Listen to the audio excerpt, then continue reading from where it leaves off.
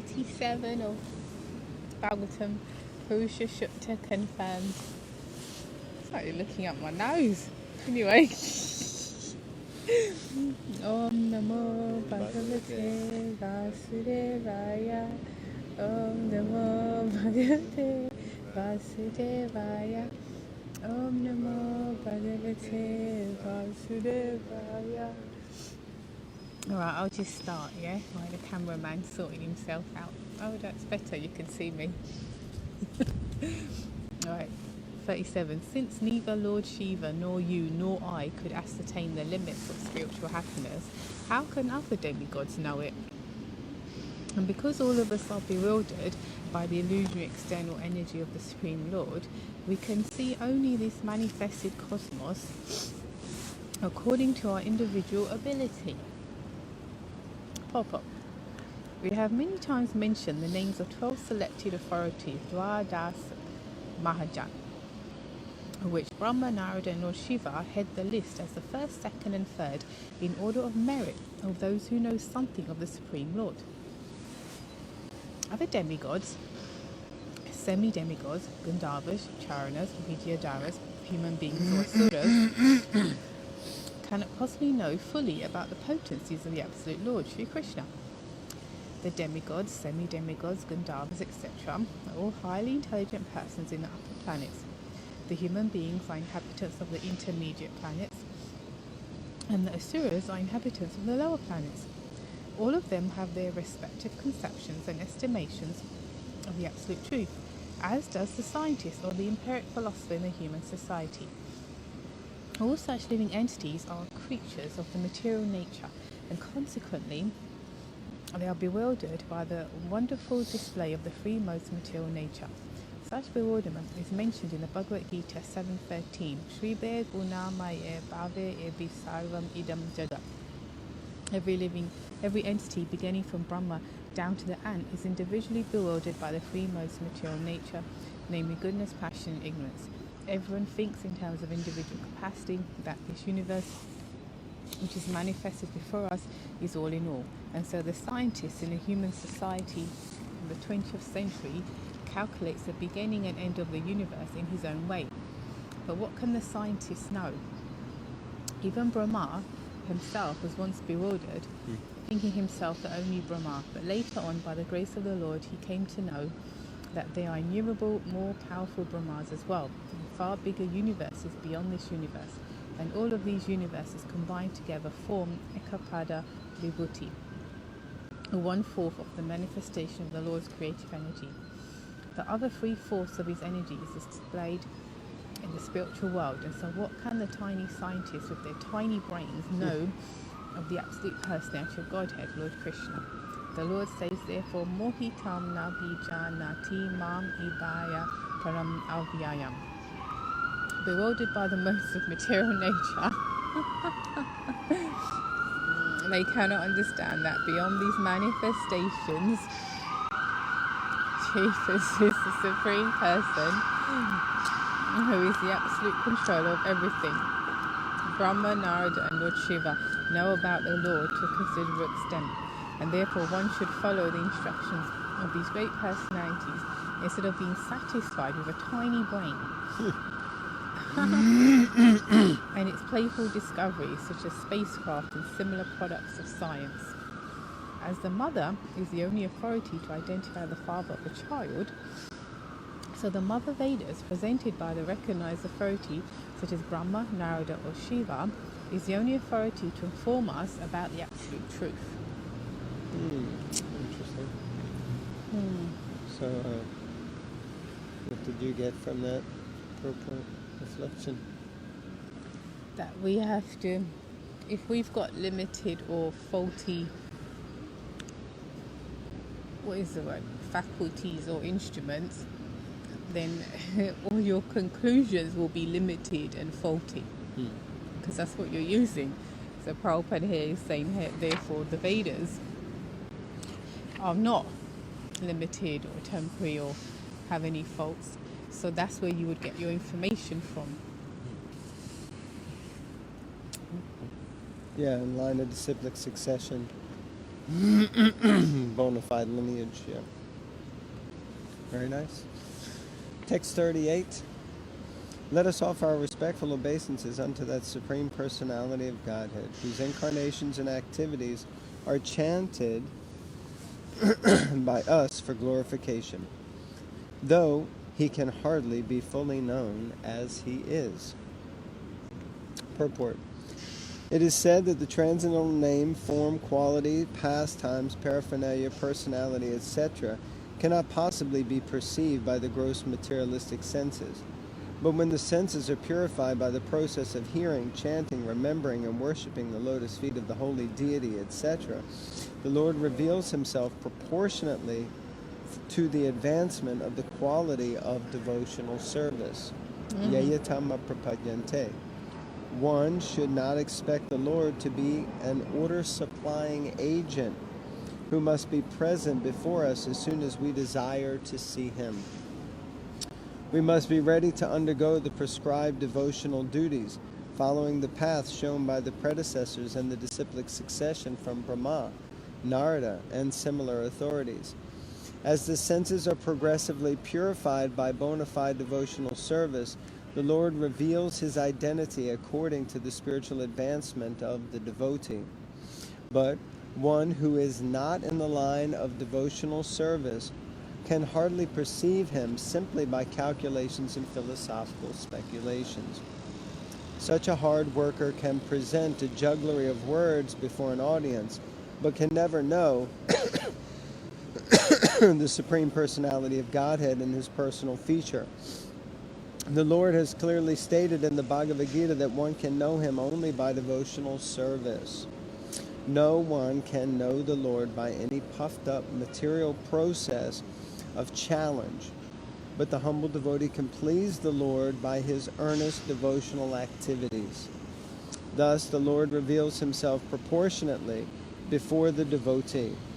Lord Brahma therefore offers his respectful obeisances as a bona fide spiritual master and advises us to follow the process of Shravanam and Kirtanam. Simply by this process, or simply by hearing and chanting the glories of the activities of the Lord's incarnation, one can certainly see within himself the identity of the Lord. We have already discussed this subject in Volume 1 of the Srimad Bhagavatam in connection with this verse. Tachchadadana munayo jnana vairagya yuktaya pasyantatmani chatmanam bhaktya shruti grihitaya. The conclusion is that one cannot know the Supreme Personality of Godhead fully by any method, but he can be seen and felt partially by the devotional service process of hearing, chanting, etc. So stressing again how the Lord can hardly be fully known as he is, but through the medium and process of bhakti, devotional service, then we still can't know the Lord in toto, in full, but we can understand, we can get a sense of him and begin to understand him like that. Text 39. That Supreme Original Personality of Godhead, Lord Sri Krishna, expanding his plenary portions, Mahavishnu, the first incarnation, creates his manifested cosmos, but he is unborn. The creation, however, takes place in him, and the material substance and manifestations are all himself. He maintains them for some time and absorbs them into himself again. Purport. The creation is non-different from the Lord, and still he is not in the creation. This is explained in the Bhagavad Gita 9.4 as follows. Maya tatam idam sarvam jagad avyaktamurtina makstani sarva bhutani na chaham tev avastita. The impersonal conception of the absolute truth is also a form of the Lord called avyaktamurti. Murti means form, but because his impersonal feature is inexplicable to our limited senses, he is the avyaktamurti form. And in that inexplicable form of the Lord, the whole creation is resting. Or in other words, the whole creation is the Lord himself, and the creation is also non-different from him. But simultaneously, he, as the original personality of Godhead, Sri Krishna, is aloof from the created manifestation. The impersonalist gives stress to the impersonal form or feature of the Lord and does not believe in the original personality of Godhead. But the Vaishnavas accept the original form of the Lord, of whom the impersonal form is merely one of the features. The impersonal and personal conceptions of the Lord are existing simultaneously, and this fact is clearly described both in the Bhagavad Gita and the Srimad Bhagavatam, and also in other Vedic scriptures. The inconceivable to human intelligence, the idea must simply be accepted on the authority of the scriptures, and it can only be practically realized by the progress of devotional service unto the Lord, and never by mental speculation or inductive logic. The impersonalists depend more or less on inductive logic, and therefore they always remain in darkness about the original personality of Godhead Sri Krishna. Their conception of Krishna is not clear, although everything is clearly mentioned in all the Vedic scriptures. A poor fund of knowledge cannot comprehend the existence of an original personal form of the Lord when he is expanded in everything. This imperfectness is due more or less to the material conception that a substance distributed widely in parts can no longer exist in the original form. Let's just read that last sentence again.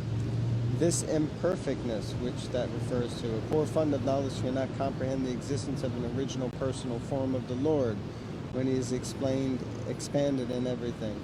So the imperfectness, this imperfectness means a poor fund of knowledge. One can't understand that there's a person behind or in everything.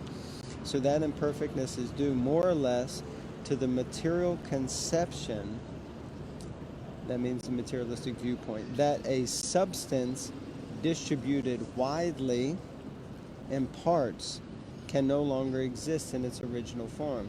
So it means if God expands himself into all of us, into as many parts and parcels, and into all the trees and everything else around, then he can't be a person, because a person can't do that. So that's an important point to understand. Not that that's true, but that's the misunderstanding. That's the misconception or the imperfectness of impersonalistic philosophy. Yeah, because they apply it according to what they understand. Their limited knowledge. Yeah. That's the point, that they need to become humble, because they're not humble people. So they need to become humble and accept some authority and go to the sastras and the Guru Parampara, and then they'll actually be taught that actually there is something outside of your limited, tiny brain. Yeah, challenge is that the impersonalists also do look at Shastra, those who are strict, and the impersonalists also do have some sort of a parampara. But the point is it A, bona fide, and B, has it been translated or properly, or has it been adulterated? Yeah. Yes. Let's continue. Okay. The original personality of Godhead, Adyaha, Govinda, expands himself as the Mahavishnu incarnation and rests in the causal ocean, which he himself creates.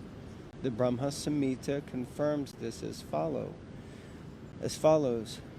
Yakanana vajale bhajati sma yoga nidram ananta jagaranda sharoma kupaha adara shaktim avalambya param swamurtim govindam adipurusha tamaham bhajami. Lord Brahmaji says in his Brahma Samhita, I worship the primeval Lord Govinda, who lies down in the causal ocean in his plenary portion as Mahavishnu, with all the universes generating from the pores of the hair on his transcendental body, and who accepts the mystic slumber of eternity. So this Mahavishnu is the first incarnation in the creation, and from him all the universes are generated and all material manifestations are produced one after another. The causal ocean is created by the Lord as a Mahatattva, as a cloud in the spiritual sky, and is only a part of his different manifestations. The spiritual sky is an expansion of his personal rays, and he is the Mahatattva cloud also. He lies down and generates the universes by his breathing, and again by entering into its universes, Garbhodaksha Vishnu. He creates Brahma, Shiva, and many other demigods for maintenance of the universe, and again absorbs the whole thing into his person, as confirmed in the Bhagavad Gita 9:7. Sarva Bhutani Kunteya Prakritim Yanti Mamitam Kalpa Shaya Punastani Kalpadu Vishyami Aham. O son of Kunti, when the kalpa, or the duration of the life of Brahma, is ended, then all the created manifestations enter into my prakriti or energy. And again, when I desire, the same creation takes place by my personal energy. The conclusion is that these are all but displays of the Lord's inconceivable personal energies, of which no one can have any full information. This point we have already discussed. Text 41. Long purport. Long purport. What do you want to do? Read it? Yeah, we'll just do this. It'll be the last one though. Alright, verse. The personality of God, it is pure, being free from all contaminations of material tinges. He is the absolute truth and the embodiment of full and perfect knowledge. He is all-pervading, without beginning or end, and without rival. O Narada, O great sage, the great thinkers can know him when completely free from all material hankerings, and when sheltered under undisturbed conditions of the senses. Otherwise, by untenable arguments, all is distorted, and the Lord disappears from our sight. Purport. Here is an estimation of the Lord apart from his transcendental activities in the temporary material creations. Mayavad philosophy tries to designate the Lord as contaminated by a material body when he accepts forms of incarnation. This sort of interpolation is completely denied herein by the explanation that the Lord's position is pure and unalloyed in all circumstances. According to Mayavad philosophy, the spirit soul, when covered by niscience, is designated as jiva, but when freed from such ignorance or niscience, he merges into the impersonal existence of the absolute truth. But here it is said that the Lord is eternally the symbol of full and perfect knowledge. This is his speciality, perpetual freedom from all material contaminations. This distinguishes the Lord from the individual common living entities, who have the aptitude for being subordinated by niscience and thus becoming materially designated. Is that a break? Yeah. In the Vedas, it is said that the Lord is Vijnanam Anandam, full of bliss and knowledge. The conditioned souls are never to be compared to him because such individual souls have the tendency to become contaminated. Although after liberation, the living entity can become one with the same quality of existence as the Lord, his very tendency to become contaminated, which the Lord never has, makes the individual living entity different from the Lord.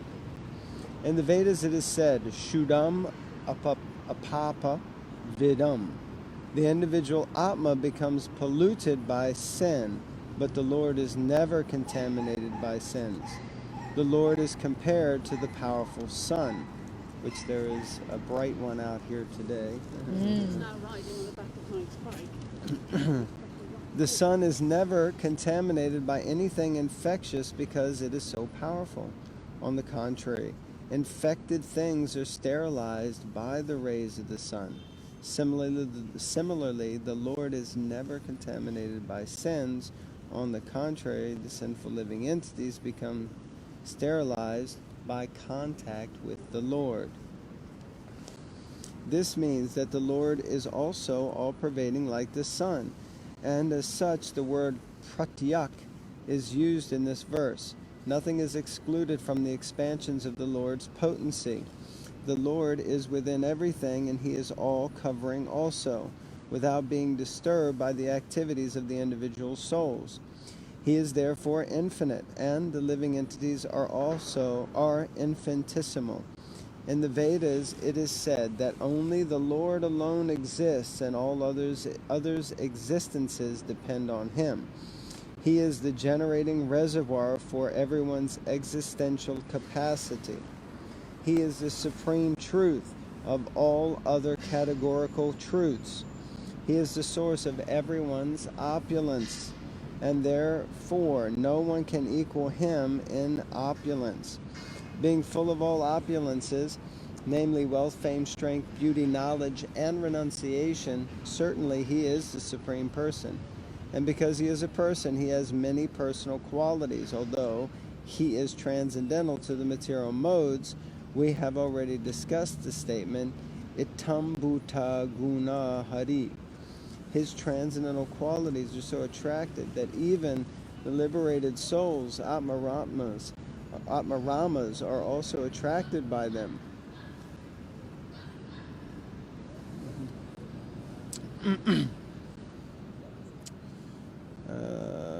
Although possessed of all personal qualities, he is nevertheless omnipotent. Therefore, personally, he has nothing to do, for everything is being carried out by his omnipotent energies.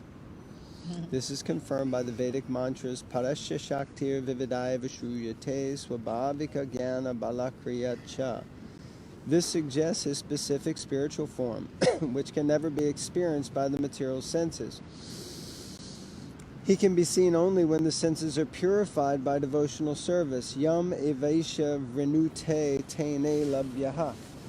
As such, there are basic differences between the Lord and the living entities in so many respects. No one can be compared to the Lord, as the Vedas declare. Ekam evadvityam brahma dvaitadvaibayam bhavati. The Lord has no competitor, and he has nothing to fear from him, any other being, nor can anyone be equal to him. Okay. Although he is the root of all other beings, would you like to read? Well, you've only got a few more sentences. In our books, there are different paragraph breaks, so sometimes I'm confused if I'm reading too much and denying my wife the opportunity to read. Although he is the root of all other beings, there are basic differences between him and other beings. Otherwise, there would have been no necessity for the statement in the previous verse that no one can know him 100% as he is. Na yam vidanti tattvena. Okay. That no one can fully understand him is explained in the present verses also. But the qualification for understanding him to some degree is also mentioned here. Only the prasantas, or the unalloyed devotees of the Lord, can know him to some extent. Prashantas are like prashanta. Shanta is like Santa. It's a person who is peaceful and merciful. So a prashanta is a person who is peaceful, very peaceful and merciful, like my wife. The reason is that the devotees have no demands in their lives but to be obedient servants of the Lord, while all others, namely the empiric philosophers, the mystics, and the fruitive workers, all basically have some demand, and as such they cannot be pacified. The fruitive worker wants reward for his work, the mystic wants some perfection of life, and the empiric philosopher wants to merge into the existence of the Lord. Somehow or other, as long as there is a demand for sense satisfaction, there is no chance for pacification. On the contrary, by unnecessary dry speculative arguments, the whole matter becomes distorted. And thus the Lord moves still further away from our understanding. The dry speculators, however, because of their following the principles of austerity and penance, can have knowledge of the impersonal features of the Lord to some extent, but there is no chance of their understanding his ultimate form as Govinda, because only the Amalatmanas, or the completely sinless persons, can accept pure devotional service to the Lord, as confirmed in the Bhagavad Gita 7:28. Yesham tiv antagatam papam yananam punya karmanam tiv dvandva moha nirmukta bhajante mam drida vrata. There you have it. And there you are. That's it. Another reading of the Srimad Bhagavatam. for our personal purification and to help us to make spiritual progress. Hare Krishna. Hare Krishna. Thank you very much. So just a reminder, we do have these Srimad Bhagavatam 2:1s that we're trying to get on the camera right now. And if anyone is interested, please let us know. Perfect. And we'll be happy to try to sort you out. Just a reminder, they aren't free. We're not giving them away as prizes or gifts. but we are, we're happy to help you out in any way we can, actually. So just get in touch. Hare Krishna. Hare Krishna. Srimad Bhagavatam Ki. Jai.